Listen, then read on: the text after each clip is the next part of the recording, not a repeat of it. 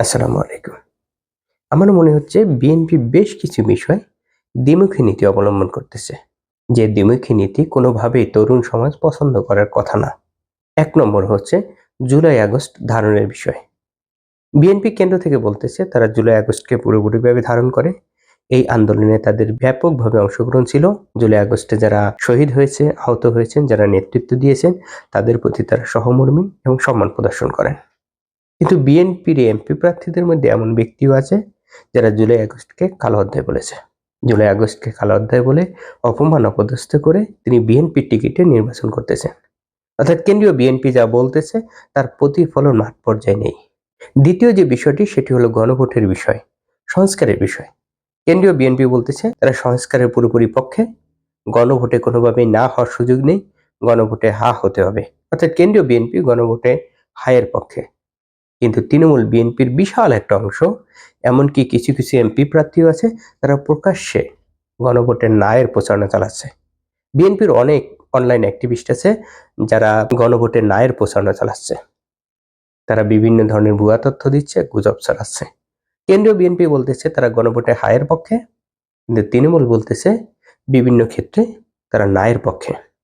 তৃতীয় যে বিষয়টি সেটি হচ্ছে হাদির বিষয়। কেন্দ্রীয় বিএনপি বিভিন্নভাবে বোঝানোর চেষ্টা করতেছে তারা হাদিকে পুরোপুরিভাবে ধারণ করে, হাদিকে পছন্দ করে। বিএনপির ভারপ্রাপ্ত চেয়ারম্যান ছিলেন তখন তারেক রহমান। তিনি হাদির কবর জিয়ারত করেছেন, তার জন্য দোয়া করেছেন। কালকে দেখলাম বিএনপির ভেরিফাইড ফেসবুক পেজে হাদিকে নিয়ে একটি ডকুমেন্টারি পাবলিশ করেছে। তারা কিভাবে হাদিকে দেখে, কিভাবে পছন্দ করে তা প্রতিফলন করার চেষ্টা করেছে। যদিও 3 মিনিটের ওই ডকুমেন্টারিতে কোথাও হাদি হত্যার বিচারের দাবি করা হয়নি, তারপরেও একটি চমৎকার কাজ এটি। কেন্দ্রীয় বিএনপি হাদিকে যে পছন্দ করে, ধারণ করে, সেটি বোঝানোর চেষ্টা করেছে। কিন্তু তৃণমূল বিএনপির বিশাল একটা অংশ আছে যারা হাদিকে নিয়ে বিভিন্নভাবে উপহাস করে, হাদিকে অপদস্থ করা, চরিত্র হনন করার চেষ্টা করে। বিএনপির নেত্রী নীলুফার মনি করেছে, ছাত্রদলের নেতা আমান করেছে, কিন্তু বিএনপি তাদের বিরুদ্ধে কখনোই কথা বলেনি, ব্যবস্থা নেয়নি। অর্থাৎ কেন্দ্রীয় বিএনপি হাদিকে ধারণ করার চেষ্টা করতেছে, তৃণমূলে তার প্রতিফলন নেই।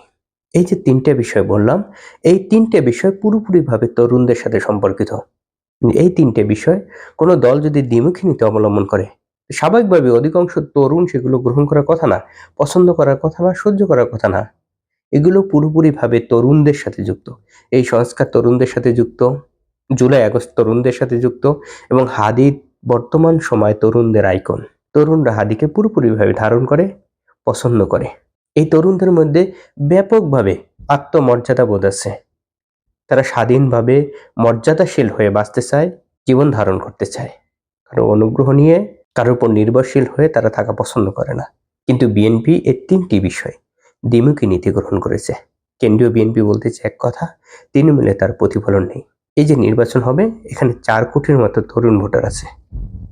টোটাল ভোটার যদি 12 কোটি হয়, তার মধ্যে 4 কোটি ভোটার তরুণ। অর্থাৎ এই তরুণরা যেদিকে ঝুঁকবে সেই দিকেই পাল্লা ভারী হবে।